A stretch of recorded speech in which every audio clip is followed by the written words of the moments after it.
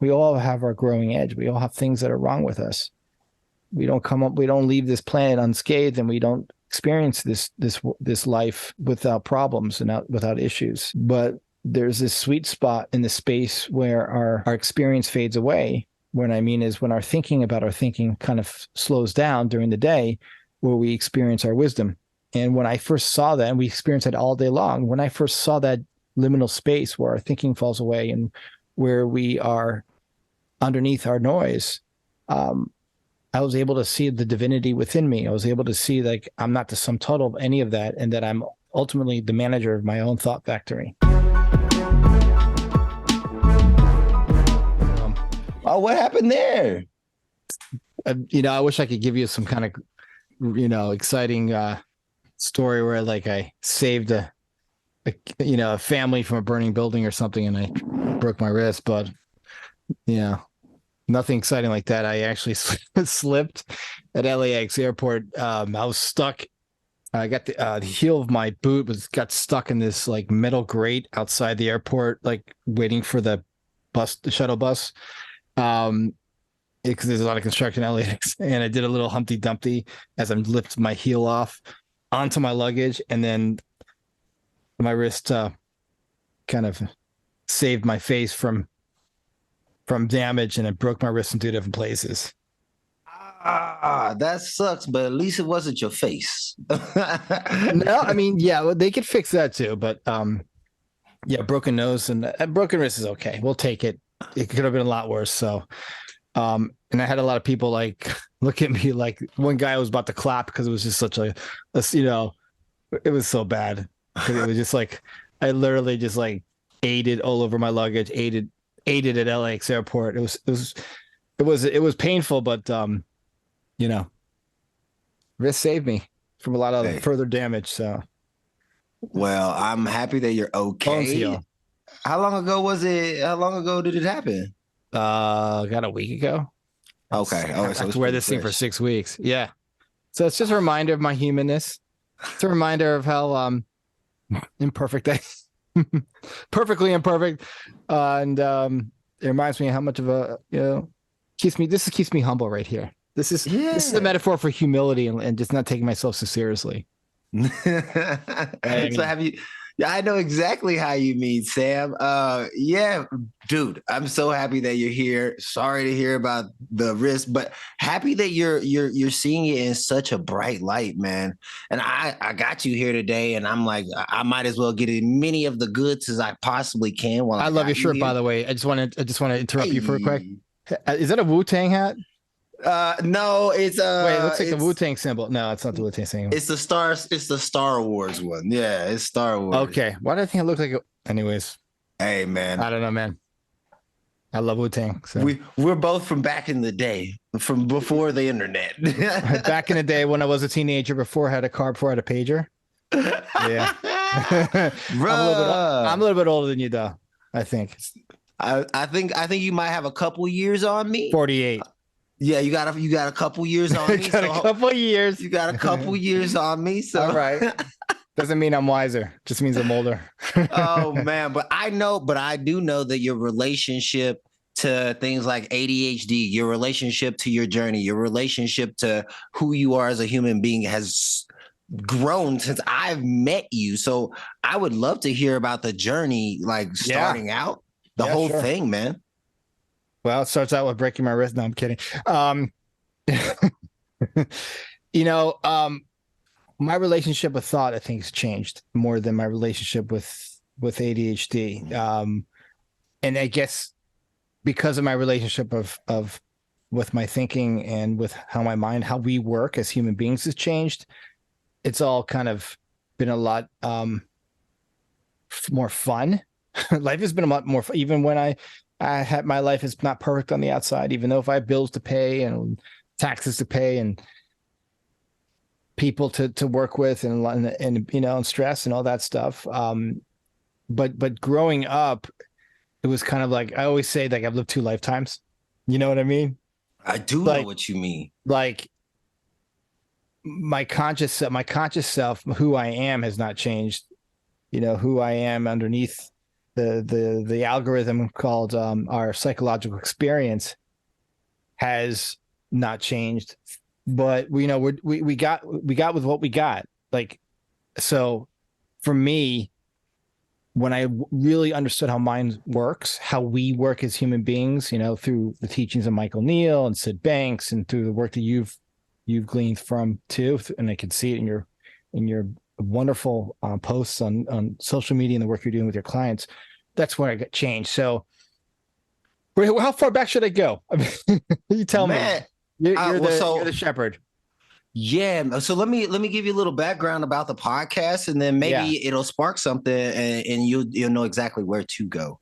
So today, for instance, I went on a hike, but every time I go on a hike, I recognize that I am actually exploring the inner workings of my mind, but it's externally, right? Like, so I'm walking through the forest, but at the same time, I'm in communion with my greater, my inner self, my whatever you want to call that. And so what the podcast has really been about is our relationship to our journey, our relationship to what we see as our personal summit. And anywhere on the scale, whether you want to start with where you are currently and what you see as your overall summit, or if you like to just take us back all the way to when you were in the cradle and your mom was rocking you. Whatever works, man. Yeah. So I always knew that there was something beyond all this psychological experience from a very young age, and just from being kind of I would call it like an indigo child. I'm sure you've heard that word before, but just really intuitive and empathic, being very sensitive to the external world and the things that I've experienced in the external world. And I thought that it was, well, first I thought everyone was like that, right? Intuitive, empathic, just very sensitive brain, sensitive way I saw the world. I could feel everything. Walking into a room, I could tell you in a second. I mean, everyone has this gift, but some of us have it. It's like it's dialed in, for better, for worse, early on. But then I had this brain that was working really fast as a little kid. And I think, some people say I have an old soul, right? Then maybe but our soul and our consciousness, our soul's journey and who we are is not our conceptual. Our conceptual mind doesn't even know what that is. Our brain doesn't know what the formless part is, what we can't touch, what we can experience and feel and discern. And so as a little kid growing up in, early 1980s America and in the Northeast, in colonial Connecticut, I couldn't really understand what that, my mind didn't understand what it was. I did underneath my conceptual mind, but and growing up in that environment, it was all conceptual, right? And when I had a mind that worked differently than other minds, like I always say that minds work as differently as and are as different and variable as all the billions of stars in the sky. Like you look at one star from far away, it looks the same, but as you get closer, it's way different, right? The same thing with brains, with minds. And as a kid, that was extraordinarily difficult for me because my mind couldn't really explain what I was experiencing in a way that made any sense. And then my teachers and the adults that were supposed to be teaching me and helping me matriculate to adulthood didn't understand me or my brain, right? So it was a perfect storm.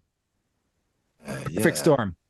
I was misdiagnosed with a learning disability, which today I can't even tell you what it is, without having to really think about what it is. But it was more like conceptually, like with visual motor stuff, with some mathematics and reading comprehension. I was really bad at, and with understanding social cues, I was really difficult. I had difficulty with, and because my mind didn't have a filter, couldn't filter out, and still can't. But actually, I saw it as now I see it as a gift more than a weakness or a disability, where my brain would take in all stimuli all at once, which means that when we experience the visual world, I'm experiencing all sensory information. It's hitting me all at once. And for someone who is neurotypical, unlike me, who's neurodiverse, we have this in our executive functioning part of the prefrontal cortex. We have this filter that's filtering out all the data and putting into, compartmentalizing it and organizing it. Well, my mind doesn't do that, which is a blessing, because I see things and experience things that a lot of people don't, where like cues and just nuances in people that people won't see because my mind doesn't filter it out. But it also doesn't filter out the noise, and it also doesn't filter out things that are like going on in the background, in the back of if you're in like a movie theater, like someone chatting in the background, it's very subtle. I would pick that up and I would hyper focus on the person chatting in the back of the movie theater and not on the movie in front of me, even though it's very subtle, right? I could hear things so subtly, like someone drops a pencil, but like no one would think anything of it because their brain would filter it out, but I would hyper focus on a pin drop, right? I also have clairaudience, so like in terms of intuition too, like I can hear stuff that a lot of people can't hear, like a dog can hear stuff that people can't hear. However, no one showed me how mind works, so I was focusing on stuff in school, getting distracted, and mind wandering, and writing creative stories. I used to love to write. I still love to write. My imagination is huge, but no one said that was good, right? Sam's got a big imagination, but how's he going to market that? How's he going to make something of himself, right? Oh, writers don't make any. Writers are like, you're going to be a waiter. Sam, writing is not successful a practice. Even when I was 7 years old, I'd write these imaginative stories, but I couldn't do algebra, or I couldn't do, add numbers together. This part of my brain that worked differently. I was very strong in writing and communications and speaking and understanding people, intuition, clairaudient. But what my weaknesses were really weak. My strengths were really strong, and it kind of was a powder keg. It kind of, especially growing up, because I felt misunderstood. I was taking advanced placement courses and honors classes in high school in English, history, creative writing, all this stuff. But I was also going to another building where there were kids with severe autism and there's nothing wrong with any of them. I'm just saying, like, there was such a dualistic experience growing up where I had so many weaknesses in one part and had so many strengths in another part, and they didn't mesh. And socially, that was awkward. Even though I had friends and, I could smile. I'm I could charm my way out of anything. I could sell belly button lint to an Eskimo and be successful at that. My misunderstanding of myself and others misunderstanding me and being awkward in that respect was difficult, really, really difficult. And also my relationships with teachers weren't that great because I would interrupt them, or I would be very, like they would tell me to do something and I wouldn't agree with it, or like, why do I have to ask for a hall pass to go to the bathroom? We all have to go to the bathroom. Like we all poop. Like I would argue with my teacher about that. I would be sent to the dean's office. Like, I'm not saying that my behavior in the past is acceptable, or some of it was impulsive, and yeah, I could have handled it differently, but because I felt misunderstood and teachers misunderstood me, it was a dangerous cocktail for just drama and stress. I mean, as I get older and once I kind of understood, like, I'm not broken. I just have a mind that works differently in a society that just is not equipped to understand me. Mm-hmm. I was able to kind of like, okay, I need to make kind of, I need to fit in the world. Right. How did that work? Oh, I'm here talking to you, and I have a thriving coaching practice, and a book is about to drop. And, I started to lean into the fact that, there are other people like me out there. that Yeah. will be my champion, that I'm not the sum total of my thinking, that I stop being afraid of my experience, that I when my mind, it just goes so fast and is so noisy. It's kind of like, you ever drive a car with a bad wheel bearing? I think so. Yeah, where it's like kind of rumbling. Well, that would be like when your rotors on your brake, your brake rotors or need to Uh-huh. be resurfaced, and or your wheels are out of balance. That would be that. But like a wheel bearing is that's going bad, it's like a whining, like that's constantly going on in my head. I mean, I would beat myself up for beating myself up for like complaining to myself about and beating myself up over how noisy my mind is. Like, as I'm speaking to you right now, I got like all kinds of music playing in my head. I got I got 30 YouTube windows open. But when I stopped taking it so seriously, Uh-huh. and I stopped beating myself up for being impulsive sometimes and seeing it's just part of my humanness. Yeah, my humanism, being a human is, I really kind of leaned into what wasn't broken and saw like what my mind was telling me when it's really noisy, and not being afraid of feeling broken and knowing that's going to pass and move through me, and I'll be onto a whole new experience within an hour or so or less. When I have those moments where I feel the world is on top of me, which happens a lot, and we all experience that. But growing up, the anxiety and the overwhelm and the depression and the mood swings and feeling like the world's on top of me at 12 years old, not because the world's on top of me, because my experience tell me it is. Yeah. Um, it was difficult. And again, we all have our growing edge. We all have things that are wrong with us. We don't leave this planet unscathed, and we don't experience this life without problems and without issues.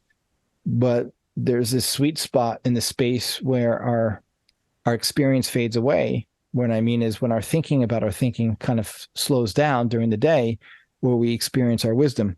And when I first saw that, and we experience it all day long, when I first saw that liminal space where our thinking falls away and where we are underneath our noise, I was able to see the divinity within me. I was able to see like I'm not the sum total of any of that, and that I'm ultimately the manager of my own thought factory. Could you imagine, if they taught this stuff in school? Like, how cool would that be if we didn't have to, go our whole lives thinking that in some way we were broken?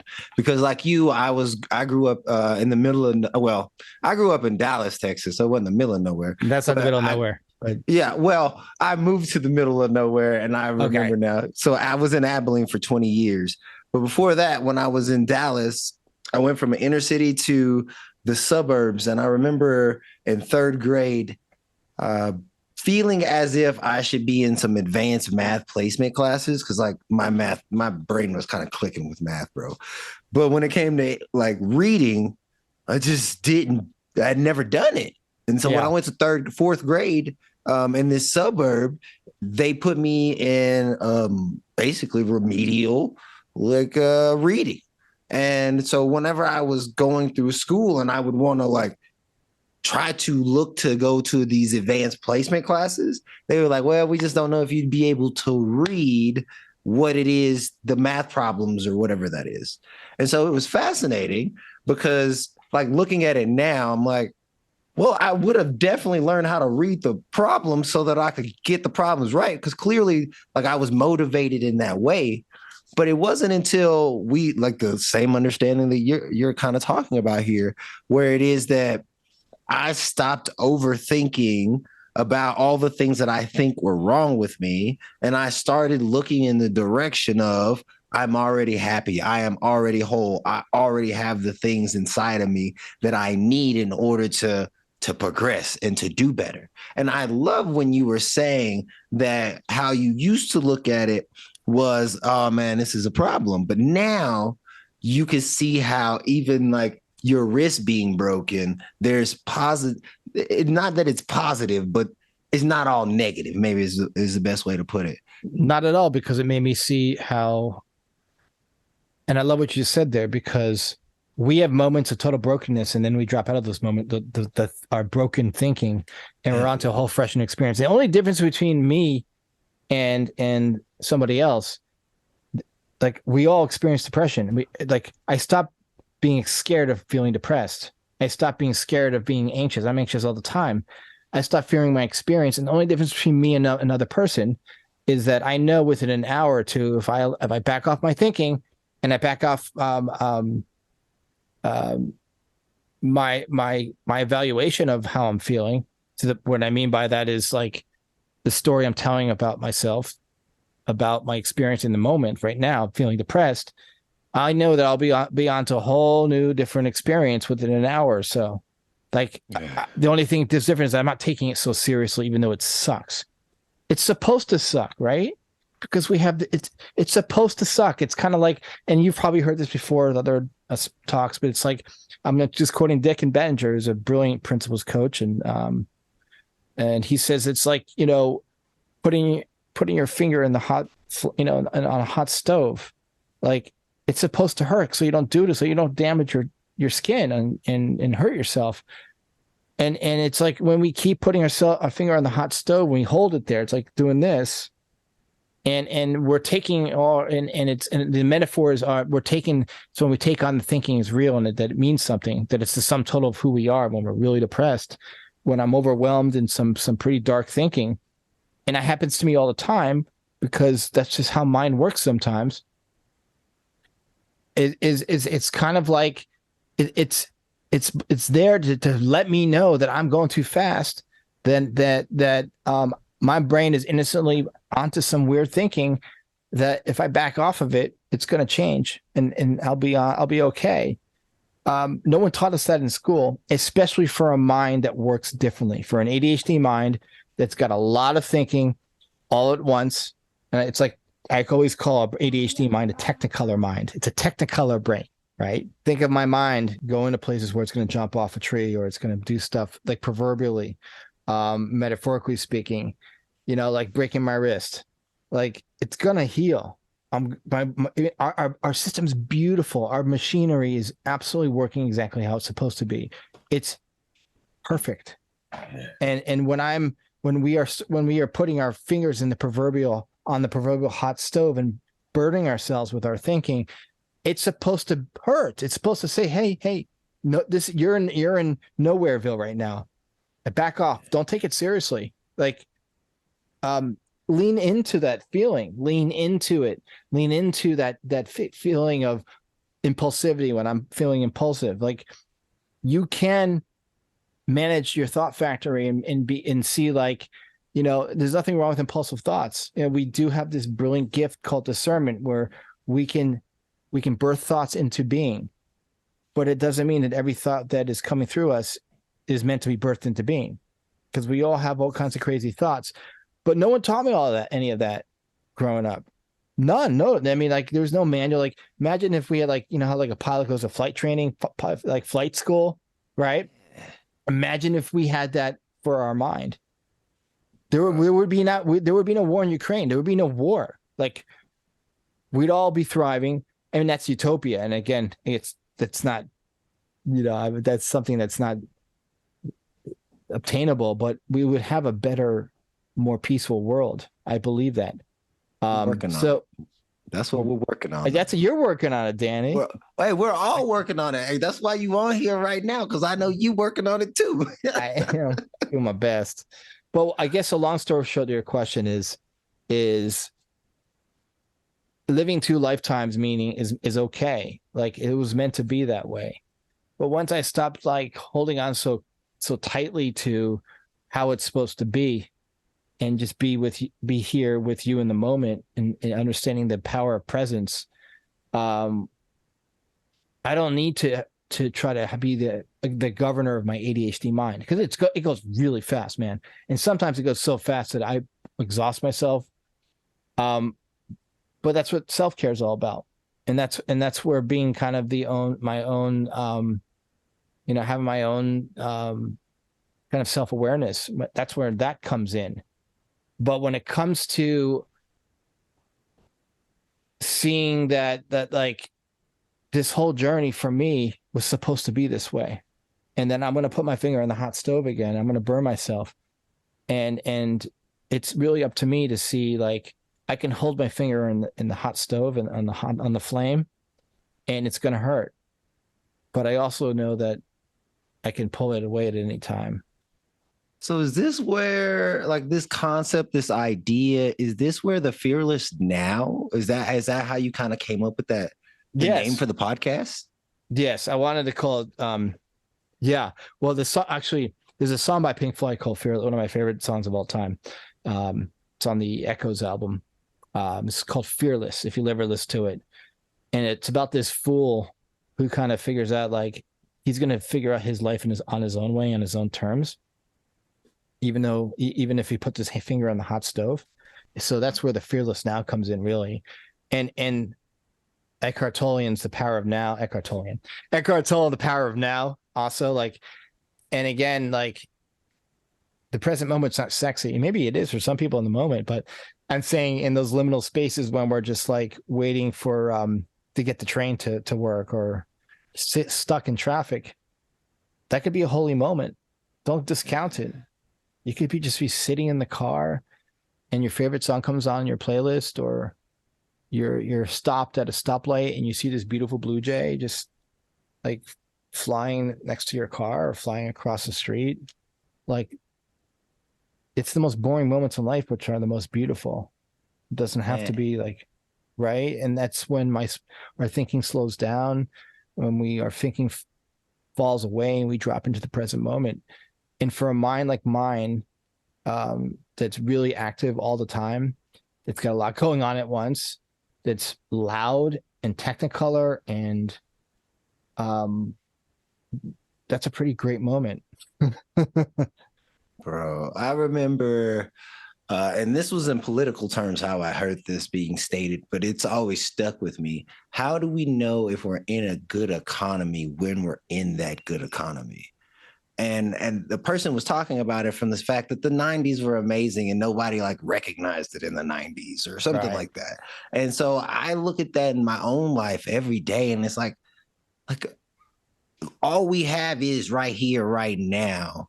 And if all we have is right here, right now, and my mind is going crazy, my mind does not go as crazy as I think you're describing, like how yours goes. Like, mine does like jet off here and there, but I could see how what you're saying is another level. Like, it sometimes is cranked up just a little bit. Yeah, it's kind of like pulling up next to a car with like a car stereo that's booming. You know what I'm talking about? All the time. But I have to make friends with that.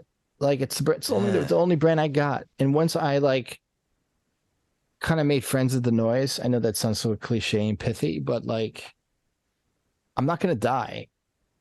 And I'm resilient as fuck. Excuse my French. I have inner resilience moving through me. My default state is resilient. I have all the tools within me to be okay with the noise. Is it hard sometimes? Hell yes. Can it be really hard sometimes? Yes. But it's kind of like, and the side effect of that is anxiety and overwhelm, and also being distracted, being caught up in my own thinking. It's so loud that I'm just sitting here and I'm just like mind wandering, right? I'm like floating away into the ethers. And I get paralyzed by it. It's called ADHD paralysis. But it's also creating a community around me. Just like you create a community, right? It's finding your tribe, people that support you despite what you've experienced and despite what you're going through. It's asking for help when needed. You don't understand, Danny. People want to help. I mean, I'm in the business of helping people, and so are you. That's how I make my living. But people want to help. I mean, I can't tell you like how many times people have like opened doors for me, or helping with my bag, or like when, like, just for this, and this is real. Like people are good. That's the default. Our default state is good. Our essential nature is beautiful and loving and caring and giving and helpful. Like, that's, I don't mean to get all, pithy. No, but that's it though.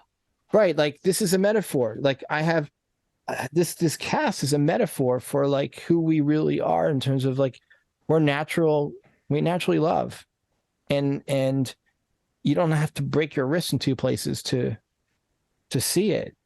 You just gotta look around. It's like there's like that Grateful Dead song. I don't know if you're dead. It's like they tell me this place ain't got no heart.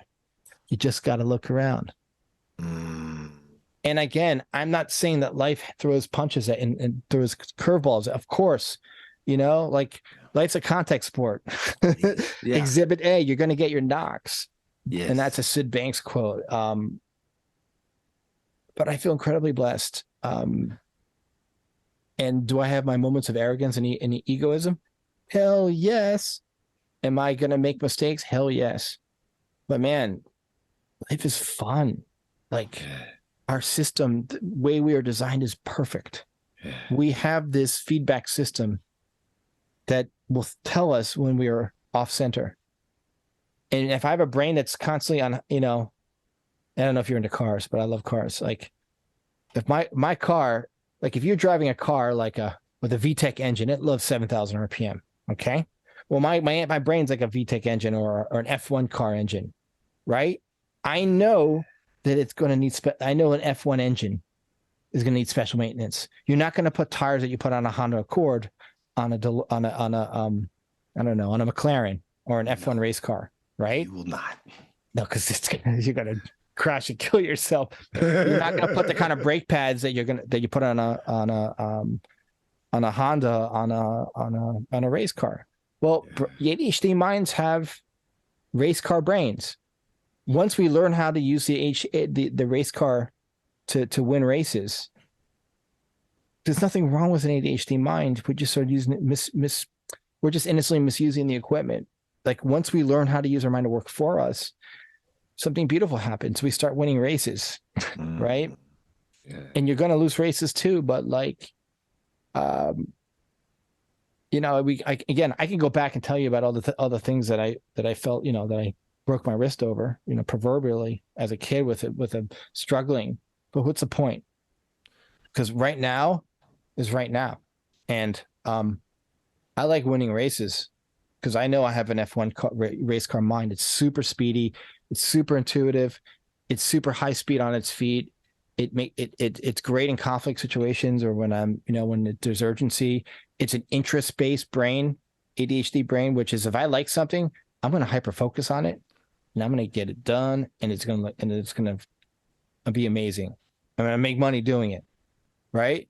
Yeah. I love coaching work, so like I'm going to be hyper focused on my client and being a source of wisdom and hopefully a catalyst for my client. And we're going to get it done like 100%. When you say catalyst for your client, what do you mean by that? Well, I always, it was funny. I was listening to a recording a while back with, Michael Neal, the blessed famous coach. Like, I keep bringing him up. He's the OG. He's the Obi-Wan. Hey, ain't he though? He is.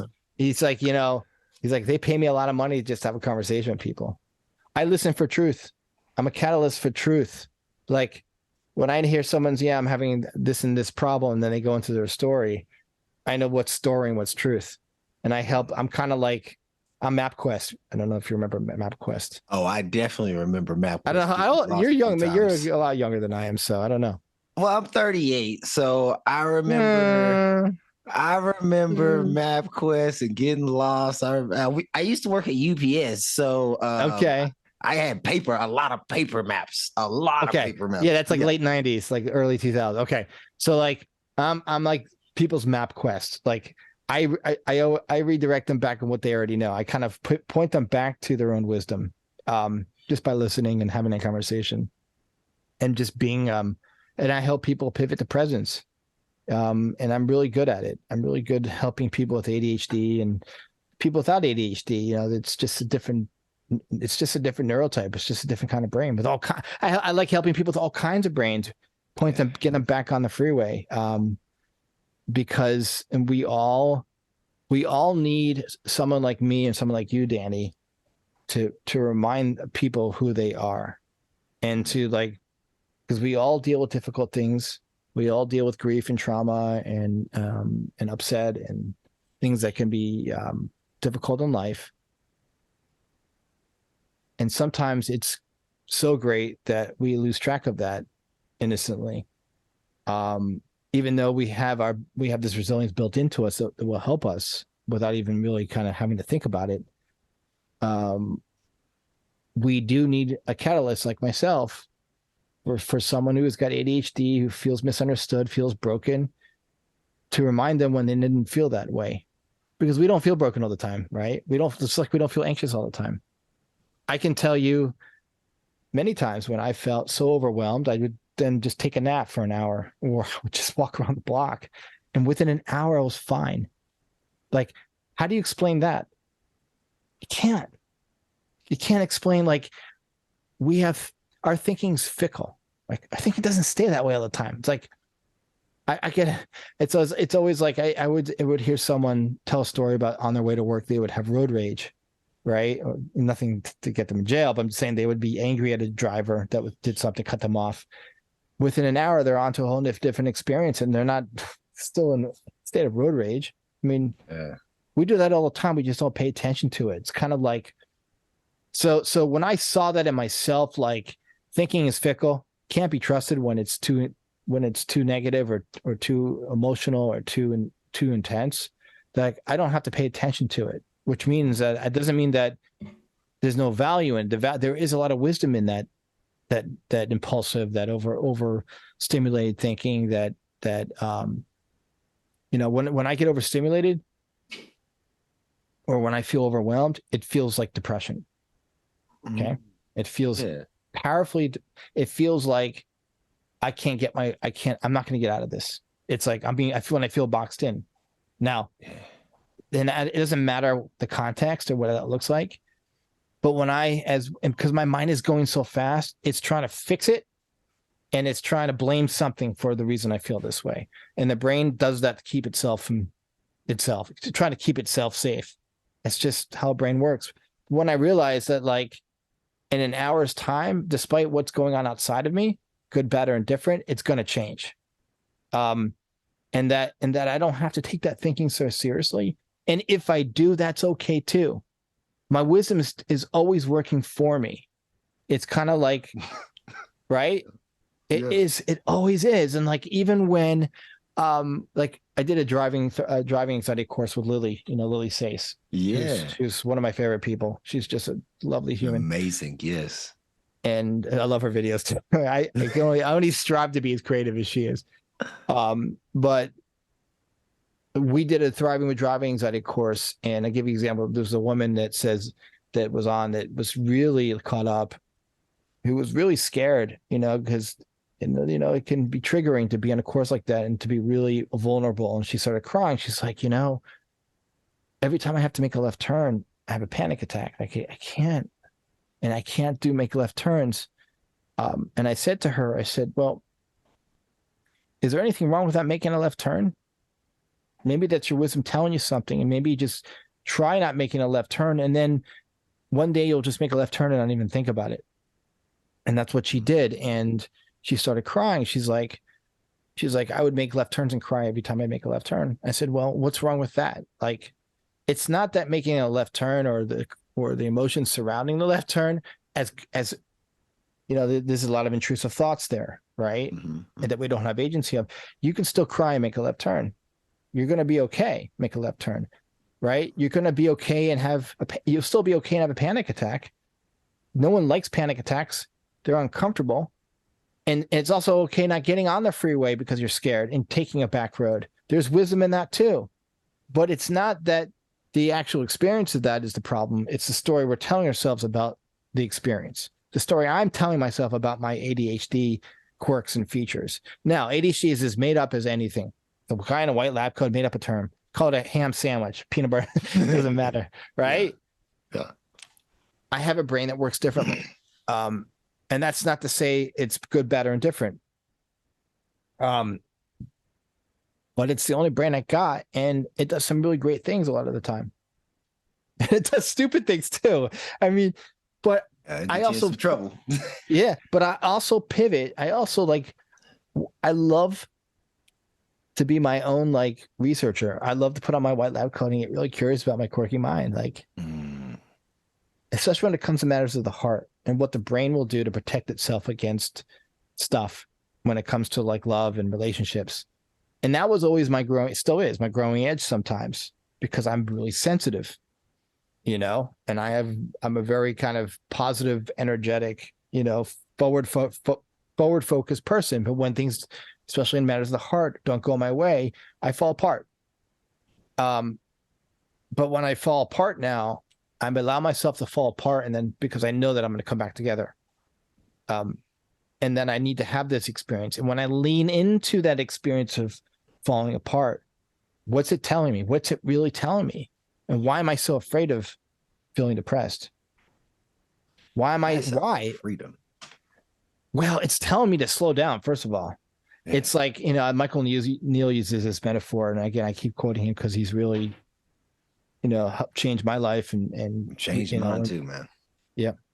Is that, you know, it's like depression's like an overheating hairdryer. Our brain is the overheating hairdryer. The brain is protecting itself from itself. So like when a hairdryer overheats, like if you're in a hotel, those cheap, I'm not saying your brain's cheap, but you know, those cheap hair dryers that like you blow the fuse and it stops working. Yeah. But the brain is telling you to chill out. Like you need this time to chill out, like slow down, chill out, take a break. But, and that's what happens. And it's uncomfortable. You know, it's that feeling of being underwater, that feeling of depression of being underwater and stuff. Like when I stopped, and again, I'm not saying that I like feeling, or anybody likes feeling depressed or anxious or sad or feeling grief. But what I do know is that if I let go of the controls and I let myself slow down and I take a breather from it, it's going to fade away. The thinking is going to change. And maybe it won't for a while. But I do know that I have this resilience within me that's running through me. That's my essential state. That's who I am. That if I pay attention less to the noise and more to what's possible, when I'm conscious of, or get curious about the noise and lean into the noise and lean into the feeling and seeing like it's telling me like, Sam, take it easy, slow down, pump the brakes. I'm going to be like in the pit stop for a little bit in my F1 race car, right? But you got to hit the pits, else you ain't going to make it, bro. Yeah, you got to blow up you know how much an engine in an F1 race car costs? How much? $100,000. Oh, the engine, yeah. I'm sure. Those race cars are $500,000 or more. Like, bruh. And I know, like, because of how my mind works, I'm going to feed it with good gas, with like 100 octane gas, whatever it is.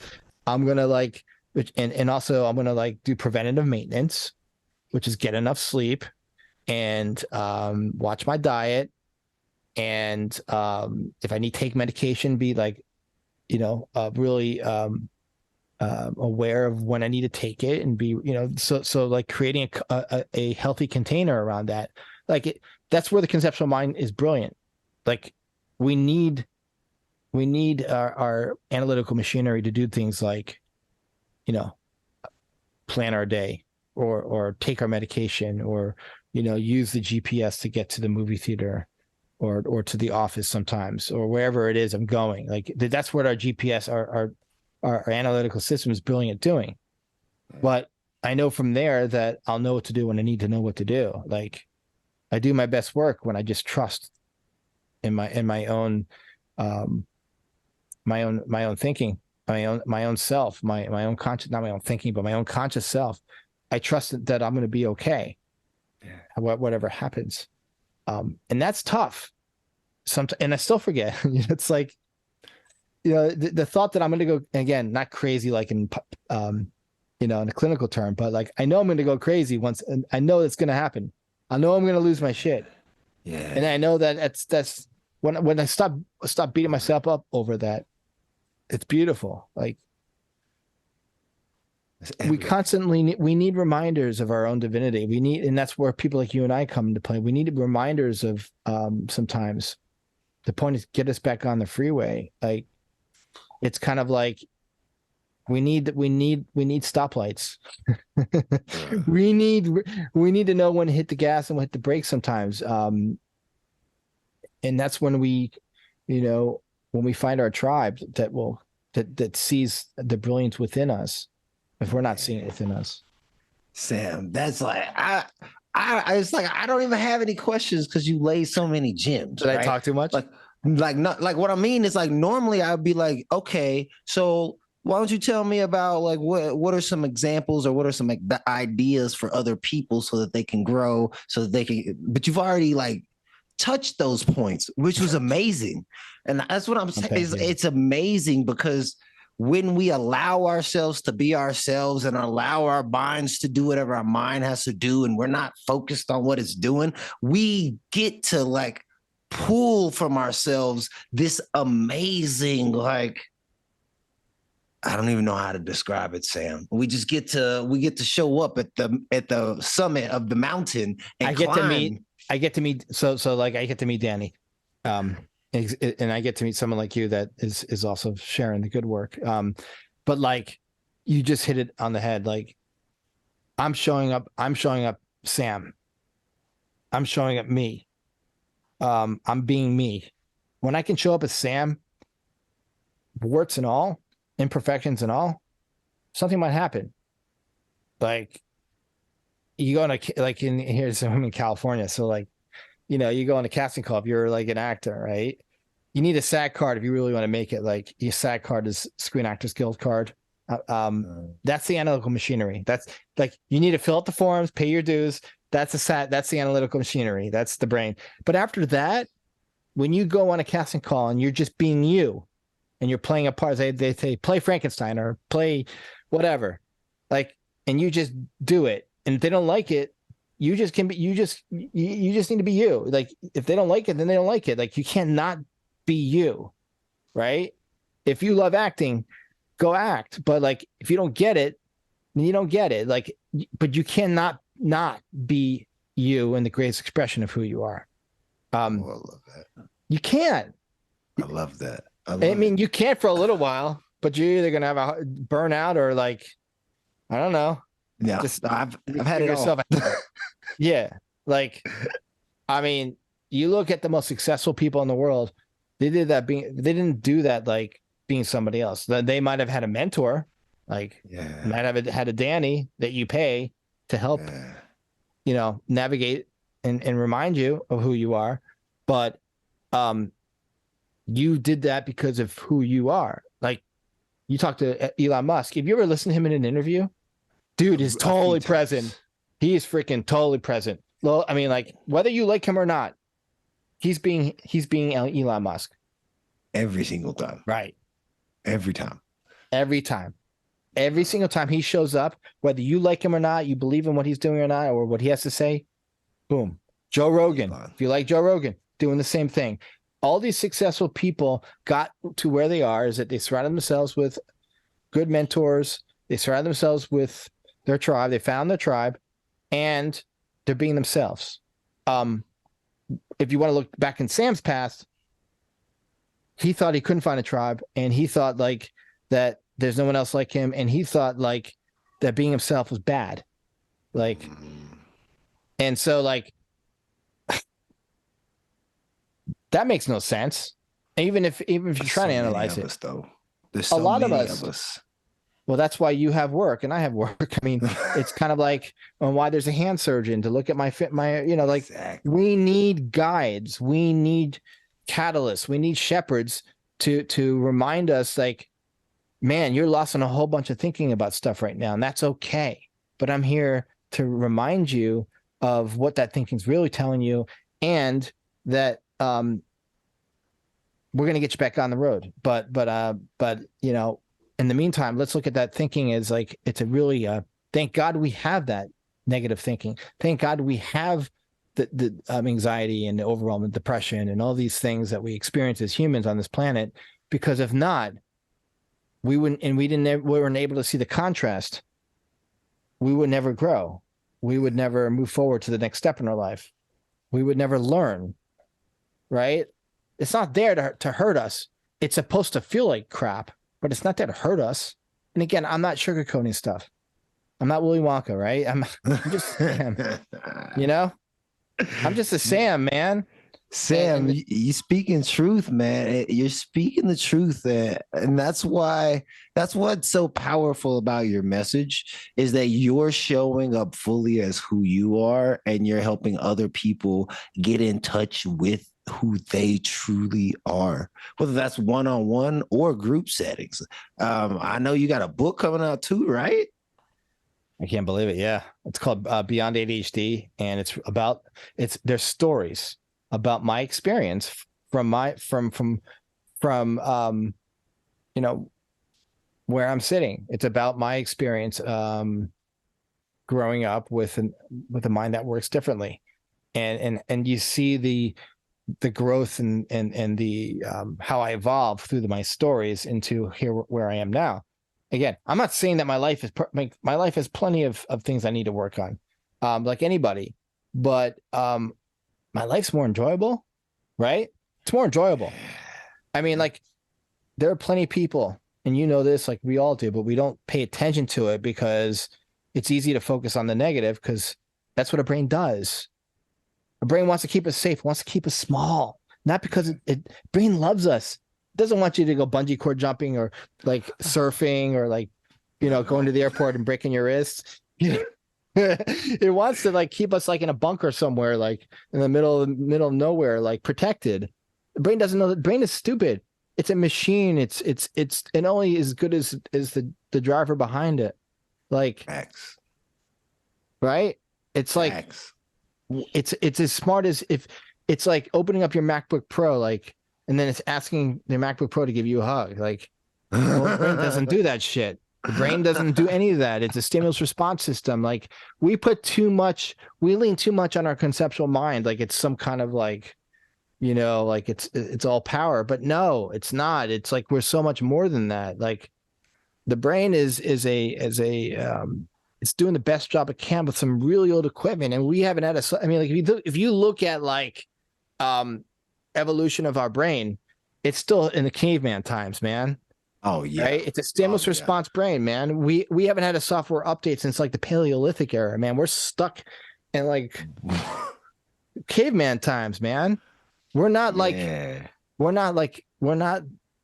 it's like I always say, like, our brain is kind of like air traffic control. The ATC systems in this country are over 50 years old, some of them. Wow. So like we're dealing with some old equipment that hasn't really evolved that much, but it's also a gift because we can have more discernment and just be like really, really, you know, really, you know, be really patient with our brain.